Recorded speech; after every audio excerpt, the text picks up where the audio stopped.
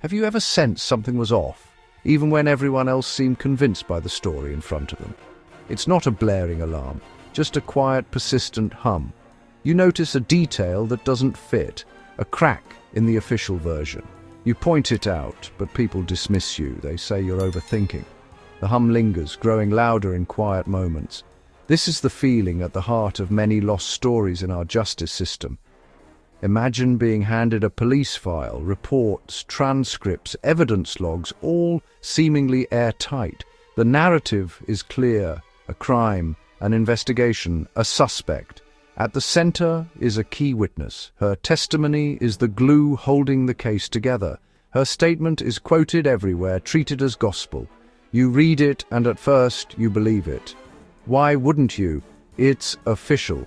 But then the hum starts. You reread her statement. Something feels off. You try to find this crucial witness. She has a name, an address, a date of birth, but your search turns up nothing. No trace of her in public records. No one remembers her. The hum becomes a roar. What if the most important person in this investigation never existed at all? This is a story about a police file, a key witness, and a truth hiding in plain sight. It's about what happens when the system builds its case on a foundation that isn't just weak, but imaginary. When the documents themselves are the problem, not the solution. When the official record is a carefully constructed illusion. And when the hum of wrongness is the only thing left telling you the truth. This is the story of Witness A, and the case that unraveled everything. Let's ground this in a real-world example: the corner store robbery. A masked man robs a small convenience store, grabs the cash, and flees.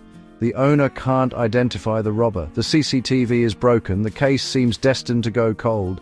Then, the police file introduces Witness A.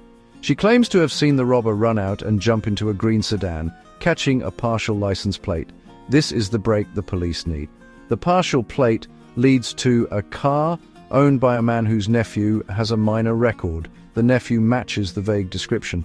He denies everything, but his alibi is weak. Based almost entirely on Witness A's statement, the police and DA move forward. The case, once a dead end, now has a clear path to conviction. Witness A is the key that unlocks everything. Her account transforms coincidence into evidence. The prosecution's case is built around her. The defense faces an uphill battle against a seemingly impartial bystander. On paper, it's airtight. But what if the paper trail is a mirage? What if Witness A is a ghost? In the official story, Witness A is the linchpin.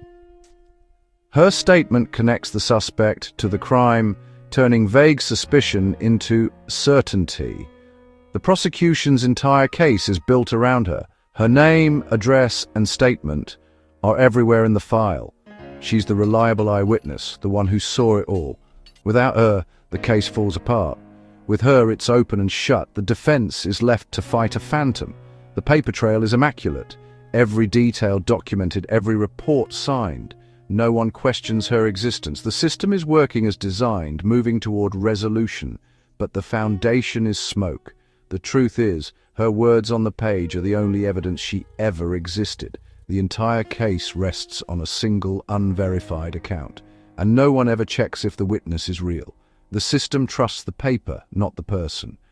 Until someone finally asks, who is Witness A? Years later, a post-conviction team reviews the case. They try to find Witness A, starting with her listed address. No one by that name ever lived there. The phone number is disconnected. Public record searches turn up nothing. No license, no credit, no digital footprint. She doesn't exist in any database. The legal team knocks on doors, talks to neighbors. No one remembers her. She's a ghost, present only in the police file. The realization is chilling. The entire case was built on a phantom. This isn't a missing witness. It's a fabricated one. If the star witness isn't real, her statement isn't real. The green sedan, the partial plate, all of it collapses. The investigation shifts from the robbery to the deception, at the heart of the justice system. The team is stunned. The implications are staggering. How did a non-existent person become the key to a conviction? The answer threatens to unravel everything. The search for witness A becomes a search for the truth about the system itself. And the hum of wrongness is now impossible to ignore. The case is no longer about a robbery. It's about a ghost in the machine. How does a non-existent person become a star witness? The most generous explanation: a clerical error. Maybe the officer wrote down the wrong name, address, or phone number. Perhaps a real witness existed, but her identity was lost in paperwork. The prosecution relied on the report, assuming it was accurate. It's a story of human error, not malice. But this theory falls apart under scrutiny.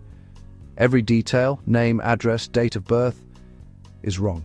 No one comes forward to claim they saw the crime. The total absence of this person from reality is too complete for a simple mistake. The clerical error theory is comforting, but it doesn't hold up. Something deeper is wrong. Another theory: witness A is a composite. Police gather scraps of information, rumors, half-remembered details from several people. None of it is strong enough alone. So, an officer combines them into a single compelling account. He gives this fictional person a name and address. It's not outright fabrication, but it's not truth either. The officer believes he's connecting dots, but he's manufacturing evidence. The legal system is built on facts, not gut feelings. This shortcut corrupts the process. The case is built on a house of cards, and it collapses when someone asks, "Who is witness A?" The most disturbing theory: witness A was invented deliberately. An officer, under pressure, creates a witness out of thin air. He writes a story: a woman, a green sedan, a partial plate. It's not a mistake or a blend of rumors. It's a lie. A phantom witness can't be cross-examined or recant. This is a betrayal of public trust, poisoning the well of justice. The question shifts: who invented witness A and why? There's another layer here, one that echoes the experience of women. For centuries, women's real voices have been ignored or rewritten by systems of power. In this case, the system didn't silence a woman's voice, it invented one. The perfect, unquestioned female witness. Confident, decisive, and never inconvenient. The system believed a woman who didn't exist, while real women struggled to be heard. Witness A is the ultimate act of erasure, a convenient fiction replacing messy reality. The story is valued, not the humanity of the person telling it. The voice is only valuable when it serves the narrative.